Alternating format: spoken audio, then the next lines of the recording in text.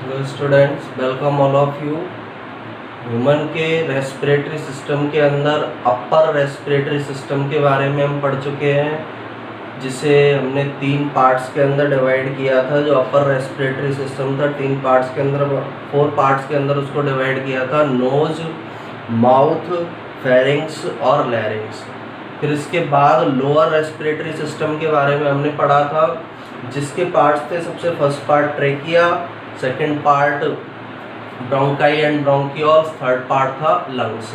अब ह्यूमन के respiratory system का थर्ड पार्ट जो है वो रेस्पिरेटरी मसल्स होती है, यानी रेस्पिरेशन की प्रोसेस में जो मसल्स काम में आती है उसके बारे में हमें इस लेक्चर के अंदर स्टडी करना है। तो हमारा जो नेक्स्ट आज का जो हेडिंग है ह्यूमन के रेस्पिरेटरी सिस्टम के अंदर, वो क्या है? Respiratory muscles. Respiratory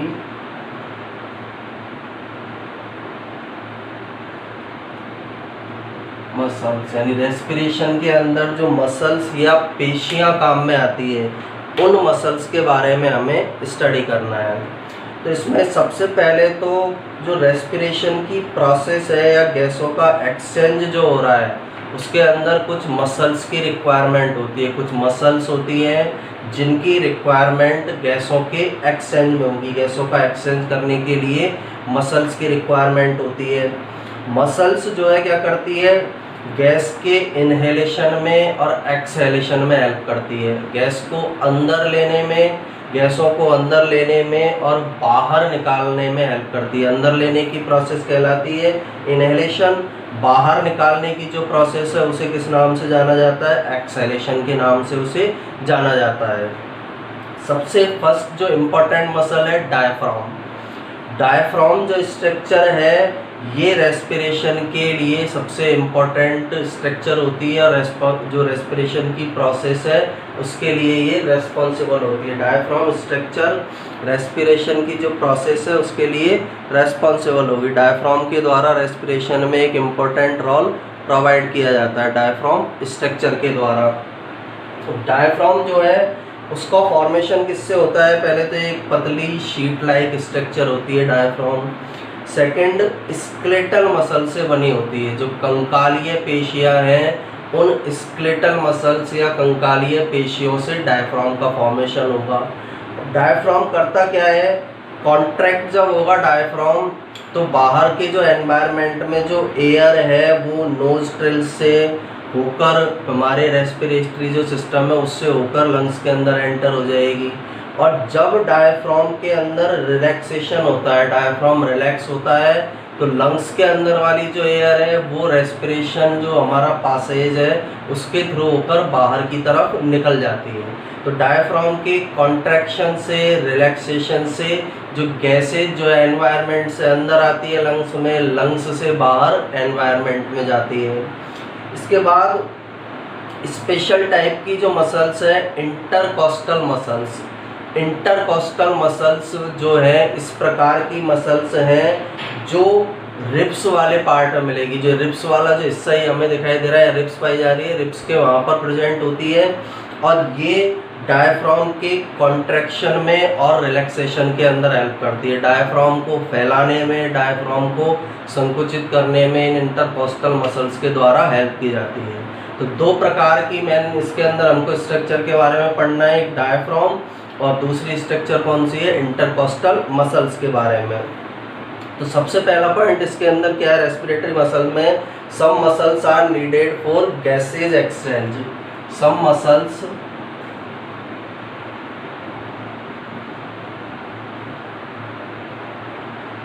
are needed for gases exchange, यानी गैसों का जो एक्सचेंज हो रहा है, ऑक्सीजन का, CO2 का जो एक्सचेंज किया जा रहा है, ऑक्सीजन CO2 का जो एक्सचेंज किया जा रहा है उस गैसों के एक्सचेंज के अंदर, गैसों के एक्सचेंज के अंदर कुछ मसल्स की रिक्वायरमेंट होती है। कुछ मसल्स इस गैसों के एक्सचेंज के अंदर रिक्वायरमेंट होती है इनकी through the lungs, through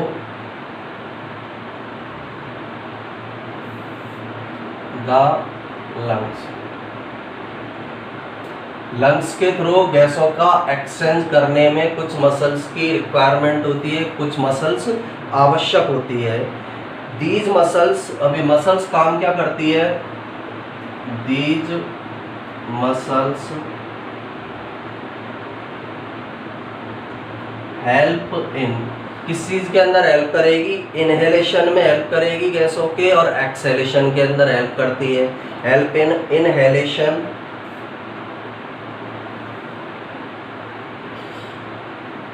and exhalation of gases. जो गैसों का इनहेलेशन और एक्सहेलेशन होगा उसके अंदर इन मसल्स के द्वारा हेल्प प्रोवाइड की जाती है। हेल्प प्रोवाइड, इनहेलेशन का मतलब होता है गैसों को अंदर लेना, और एक्सहेलेशन का मतलब होता है गैसों को बाहर निकालना। तो इनहेलेशन और एक्सहेलेशन के अंदर ये मसल्स हेल्प प्रोवाइड करने का काम करती है। इसमें भी सबसे फर्स्ट जो प्राइमरी स्ट्रक्चर है रेस्पिरेशन के लिए जो इम्पोर्टेंट है वो कौन सी है? डायफ्राम। तो नेक्स्ट पॉइंट इसका डायफ्राम।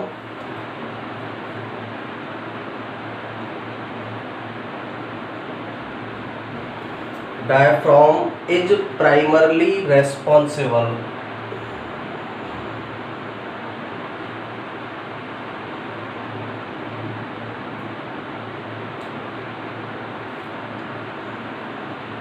For respiration. डायफ्राम ऐसी स्ट्रक्चर है जो रेस्पॉन्सिबल है किसके लिए? रेस्पिरेशन की प्रोसेस के लिए। रेस्पिरेशन की जो प्रोसेस है उसको कंप्लीट कराने के लिए डायफ्राम जो स्ट्रक्चर है, डायफ्राम जो संरचना है वो प्राइमरी रेस्पॉन्सिबल होती है, प्राइमरली वो उसके लिए जिम्मेदार होती है। रेस्पॉन्स किसका होता है? डायफ्राम का। अब डायफ्राम क्या होता है? एक थिन शीट लाइक स्ट्रक्चर है। डायफ्राम एक पतली शीट लाइक स्ट्रक्चर है जो स्केलेटल मसल से बनी हुई है। इसका फॉर्मेशन किससे हुआ है? स्केलेटल मसल से। और ये जो है थोरैक्स वाला जो पार्ट है उसकी सरफेस पर पाया जाता है। तो the diaphragm is a thin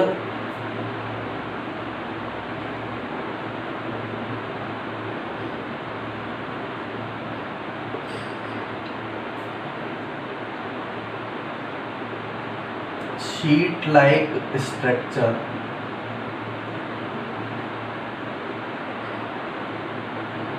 diaphragm एक थिन शीट लाइक स्ट्रक्चर होती है which is made up of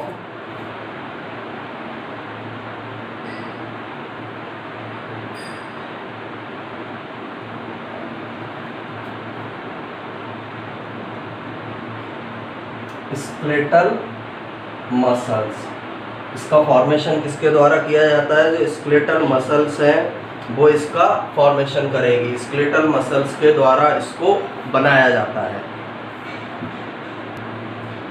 तो डायफ्राम का जो फॉर्मेशन है, डायफ्राम का निर्माण किसके द्वारा किया जाता है? स्केलेटल मसल्स के द्वारा इसको बनाया जाता है। और ये डायफ्राम जो स्ट्रक्चर है ये कहाँ पर प्रेजेंट होती है?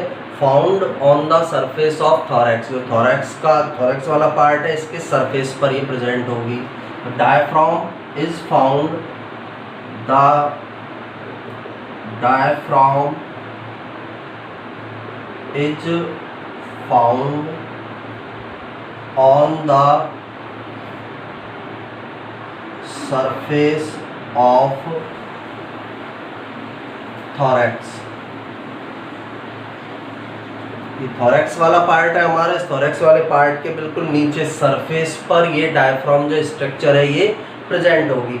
अब डायफ्राम करता क्या है? डायफ्राम जब कॉन्ट्रैक्ट होगा, डायफ्राम के अंदर जब कॉन्ट्रैक्शन होगा तो एयर जो है वो एयर क्या करती है? बाहर से नोस्ट्रिल के माध्यम से हमारा जो रेस्पिरेटरी पैसेज है उससे होकर लंग्स के अंदर एंटर हो जाती है। और डायफ्राम के रिलैक्स होने पर जो एयर है वो लंग्स से बाहर के एनवायरनमेंट में निकाल दी जाती है। तो नेक्स्ट इसका पॉइंट होगा on contraction of the diaphragm, on contraction of diaphragm. Diaphragm जब कॉन्ट्रैक्ट होगा तो क्या प्रोसेस होती है? The air passes through the air passes through nostrils। Nostrils structure के बारे में मैंने बताया था, एक्सटर्नल नॉस्ट्रिल्स होते हैं, इंटरनल नॉस्ट्रिल्स होते हैं। तो nostrils and enters into the lungs, and enters into the lungs. Diaphragm का जब कॉन्ट्रैक्शन होगा, डायफ्राम जब संकुचित होता है तो एयर जो है नोस्ट्रिल से होकर किसमें एंटर हो जाती है, लंग्स के अंदर एंटर हो जाती है। इस प्रोसेस को ही हम इनहेलेशन कहते हैं, यानी एयर जो बाहर से एनवायरनमेंट से लंग्स के अंदर आ रही है, इस प्रोसेस को क्या बोला जाता है, इनहेलेशन। इसके बाद the relaxation of diaphragm, the relaxation of diaphragm, यानी डायफ्राम जब रिलैक्स होगा, इसी का जस्ट अपोजिट होगा। लंग्स के अंदर की जो एयर है वो बाहर एनवायरनमेंट के अंदर क्या हो जाएगी, मुक्त हो जाती है। तो the relaxation of diaphragm causes the exit of air, causes the exit of air from the lungs. जब डायफ्राम रिलैक्स होता है तो जो लंग्स के अंदर एयर है वो बाहर निकल जाती है, जिसे एक्सहेलेशन के नाम से जाना जाता है। लंग्स की एयर का बाहर एनवायरनमेंट में निकलना एक्सहेलेशन कहलाता है। कॉन्ट्रैक्शन से तो इनहेलेशन की प्रोसेस होगी, और डायफ्राम जब रिलैक्स होगा तो रिलैक्सेशन से जो कौन सी प्रोसेस होती है, गैसों के एक्सहेलेशन की प्रोसेस कंप्लीट होती है। इसके बाद कुछ स्पेशल टाइप की मसल्स भी इसके अंदर इन्वॉल्व होती है, जिन्हें हम इंटरकॉस्टल मसल्स कहते हैं। इंटरकॉस्टल मसल्स पाई जाती है, रिब्स वाला जो हिस्सा है यहाँ पर प्रेजेंट होंगी। ये डायफ्राम के कॉन्ट्रैक्शन में और रिलैक्सेशन के अंदर हेल्प करती है। तो नेक्स्ट पॉइंट इसका है एडिशनली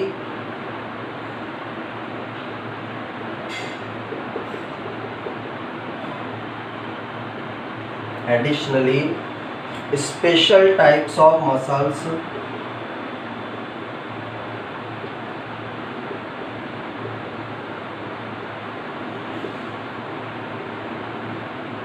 और स्पेशल टाइप्स ऑफ मसल्स का नाम क्या है, called intercostal muscle, called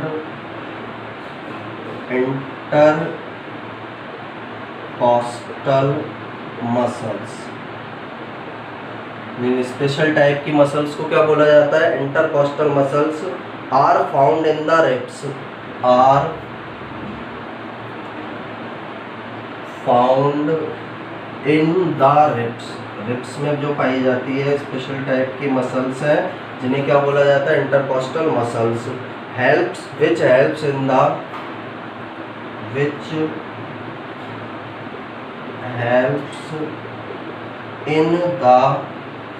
contraction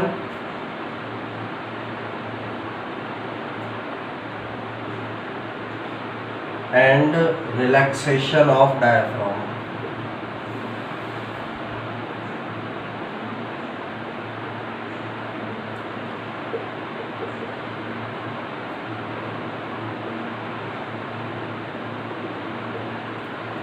यानी स्पेशल टाइप की मसल्स पाई जा रही है, स्पेशल टाइप की मसल्स प्रेजेंट है, और ये स्पेशल टाइप की मसल्स क्या कहलाती है, इंटरकॉस्टल मसल्स, जो रिब्स वाले भाग में प्रेजेंट है। ये डायफ्राम के कॉन्ट्रैक्शन के अंदर और रिलैक्सेशन के अंदर हेल्प करती है। तो ये जो मसल्स हैं रेस्पिरेटरी मसल्स, दो मेन इसके अंदर स्ट्रक्चर, दो मेन मसल्स इसके अंदर पाई जा रही है। फर्स्ट वाली का नाम तो क्या है, डायफ्राम है। सेकंड जो है इसके अंदर प्रेजेंट है, उन्हें क्या बोला जाता है, इंटरकॉस्टल मसल्स। ये रेस्पिरेटरी मसल्स जो है रेस्पिरेशन की प्रोसेस के अंदर हेल्प प्रोवाइड करती है। इसको एक बार फिर से हम देखते हैं, इसके अंदर क्या कैरेक्टरिस्टिक पाए जा रहे हैं, क्या इनकी विशेषता है। सबसे फर्स्ट तो some muscles are needed for gases exchange through the lungs. Lungs के द्वारा जो गैसों का एक्सचेंज करना है उसके लिए कुछ मसल्स की नीड होती है।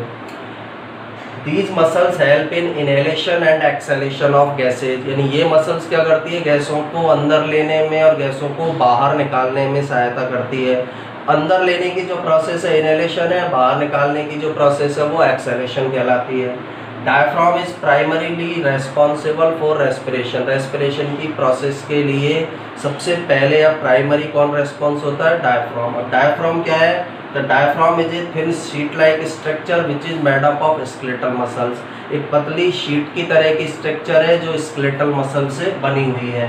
The diaphragm is found on the surface of thorax, जो थोरैक्स वाला रीजन है इसके सरफेस पर, सतह पर ये डायफ्राम पाया जाता है। ऑन कॉन्ट्रैक्शन ऑफ डायफ्राम, जब डायफ्राम कॉन्ट्रैक्ट होगा तो एयर जो है नोस्ट्रिल से होकर अंदर लंग्स में एंटर होगी, यानी इनहेलेशन की प्रोसेस होगी।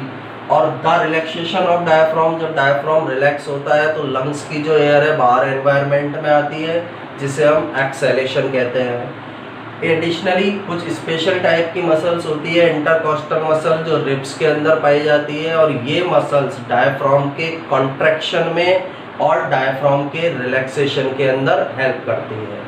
तो थर्ड पार्ट था हमारे रेस्पिरेटरी सिस्टम का, जो रेस्पिरेशन के अंदर हेल्प प्रोवाइड करता है, जिसे रेस्पिरेटरी मसल्स के नाम से जाना जाता है।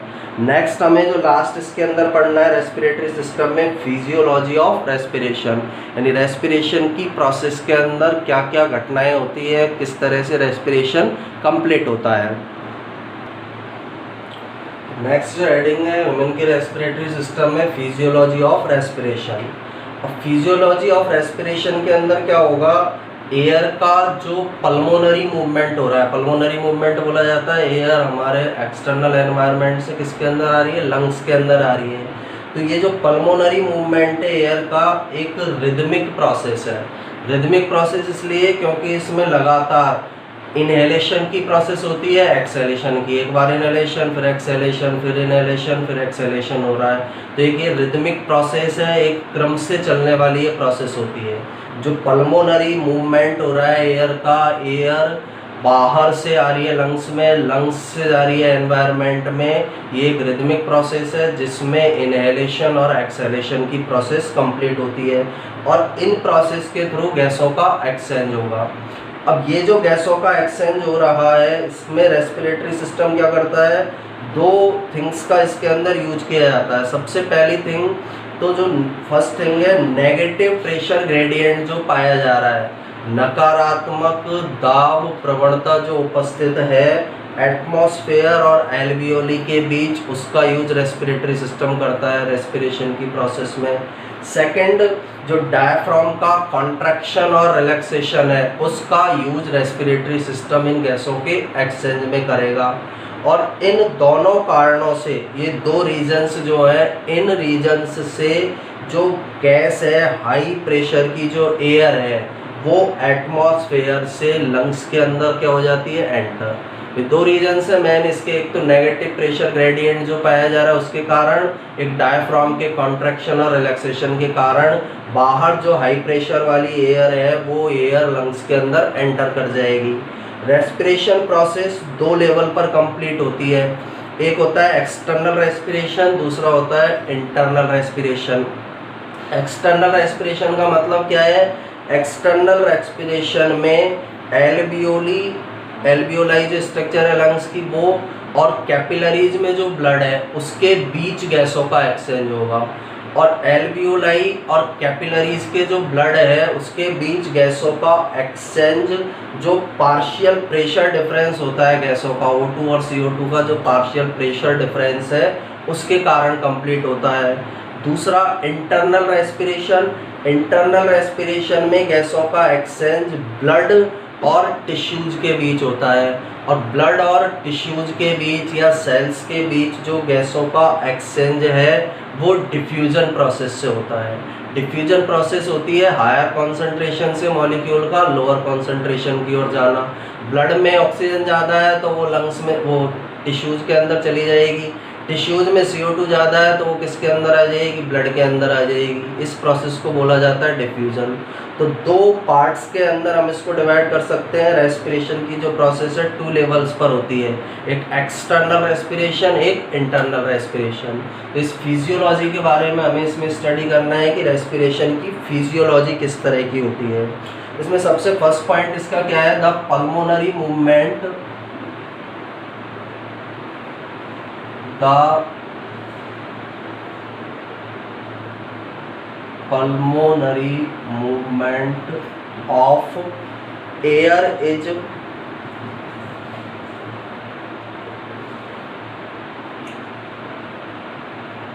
such a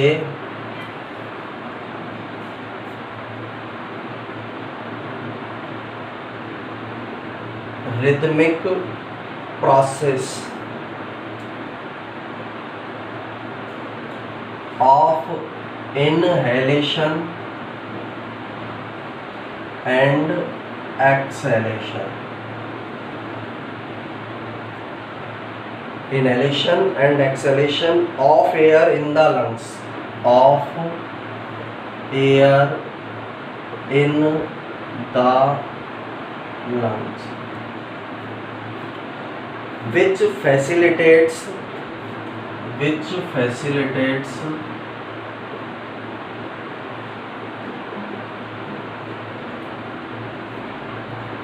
the gaseous exchange.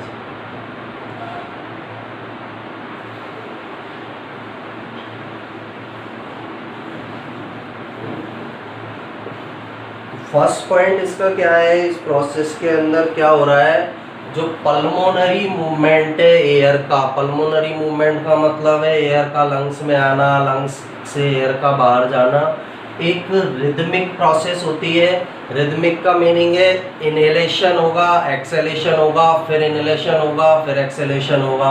Air के इनहेलेशन और एक्सहेलेशन से संपन्न होती है, रिदमिक प्रोसेस है जो लंग्स में कंप्लीट होती है और इसके कारण गैसों का एक्सचेंज हो पाता है। तो the pulmonary movement of air such A rhythmic process of inhalation and exhalation of air in the lungs which facilitates the gases exchange. तो पल्मोनरी मूवमेंट जो हो रहा है गैस एयर का, वो एक रिदमिक प्रोसेस होती है जिसमें इनहेलेशन और एक्सहेलेशन एयर का लंग्स में होता है, जिसके कारण गैसों का एक्सचेंज संपन्न हो पाता है, गैसों का एक्सचेंज कंप्लीट होता है। For this aero navigation,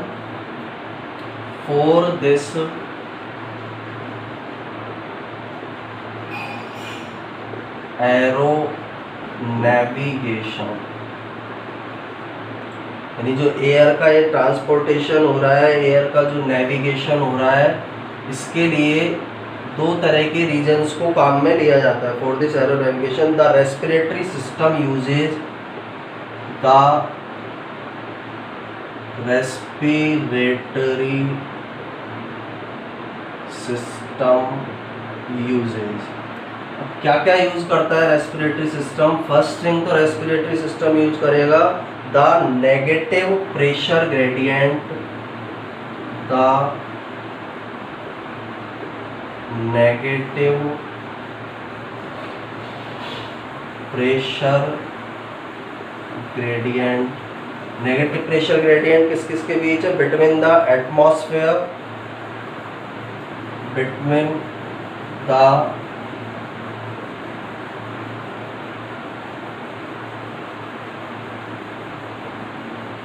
atmosphere and the alveoli,